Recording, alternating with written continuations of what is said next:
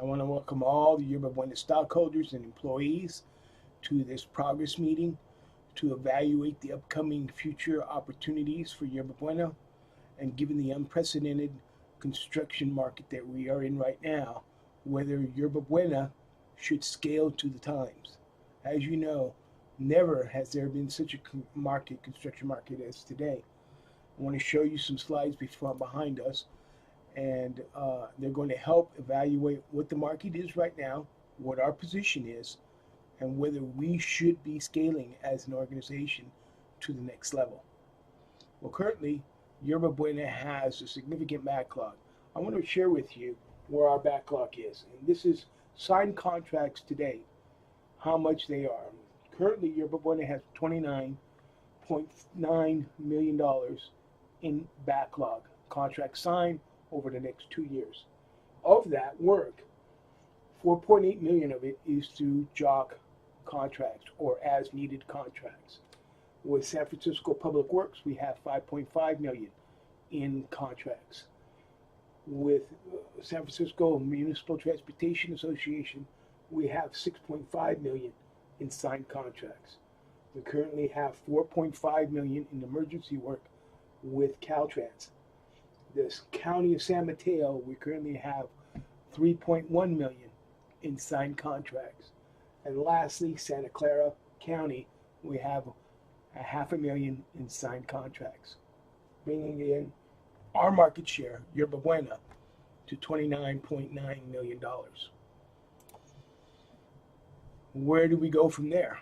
Is that a place we want to be? Well, I think we realize that we have our small niche, our market that we're comfortable working in, have been comfortable and have had great success in meeting our financial projections and meeting where we want to be as a company as far as return on investment and our revenue stream.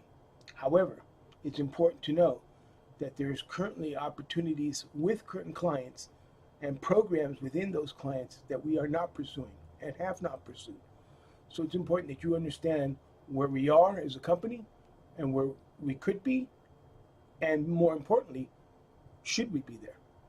So having said that, let's go into this next slide. It says there is currently an untapped market, currently not being pursued. These clients all have 10-year capital programs. San Francisco PUC has 4 programs. Wastewater Enterprise has $5.5 billion worth of work in the next 10 years. Water Enterprise has $1.4 billion in upcoming opportunities. Hetch Hetchy Water, just under $1 billion of contract opportunities. And Hetch Hetchy Power, $130 million in contract opportunities. We currently do not work with these programs, even though they are clients. We do not work with those programs. Conversely, San Francisco Public Works, their safety program, public safety program, has $1.6 billion worth of opportunities in the next 10 years. Infrastructure and streets, which is our bread and butter, however, we don't work directly under these programs, is $9.5 billion in the next 10 years.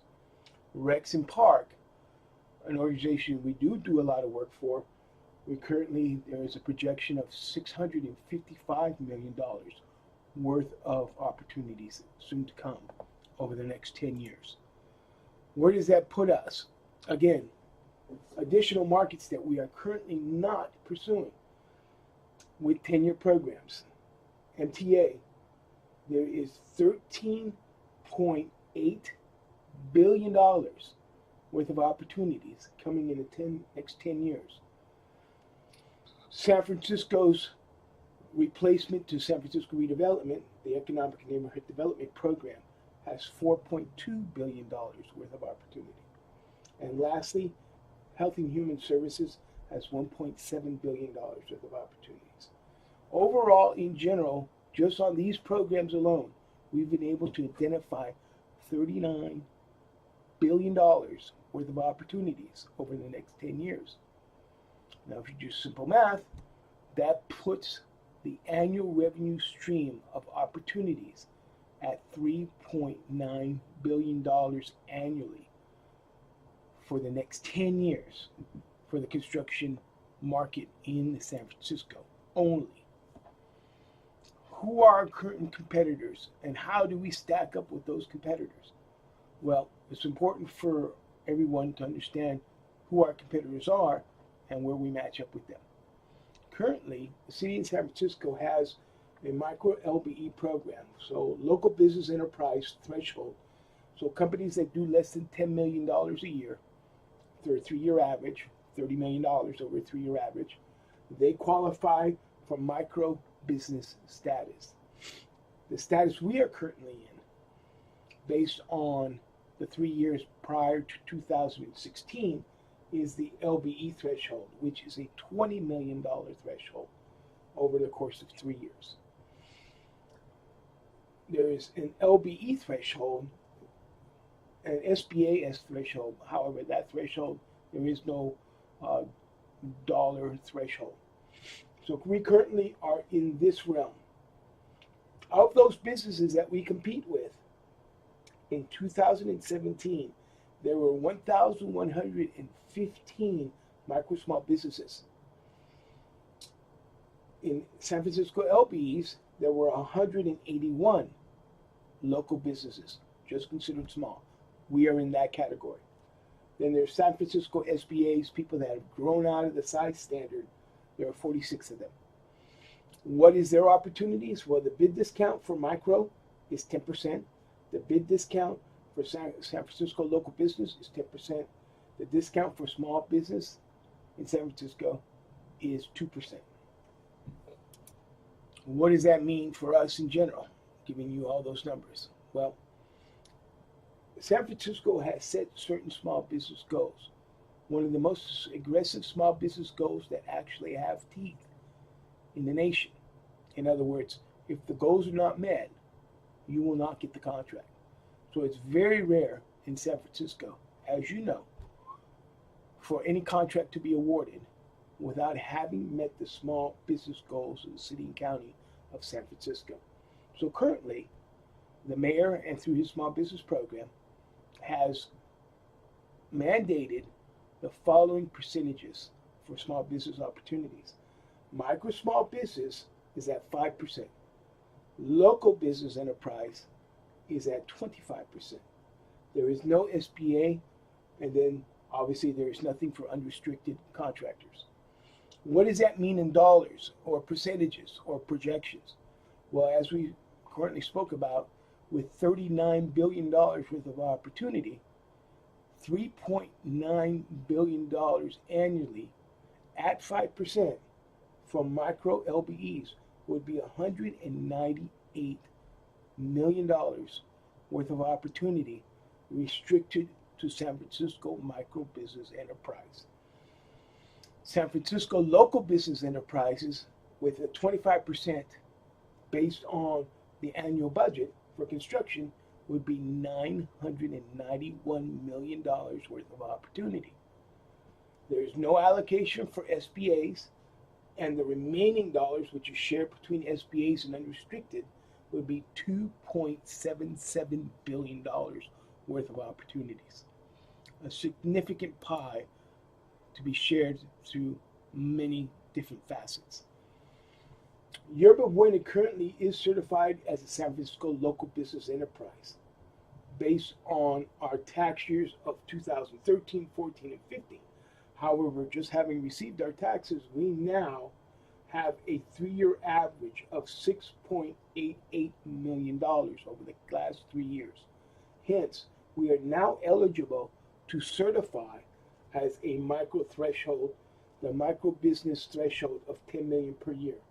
In addition to that, since our sales have reduced, we are now in a position to qualify for state certification, and that threshold is also $10 million per year. Where is the help? As you know, as we build our capacity, we need more people to work for us. And how does that affect us? Can we grow our backlog without hiring people? The answer simply is no. We need more people, more trained people, more qualified people.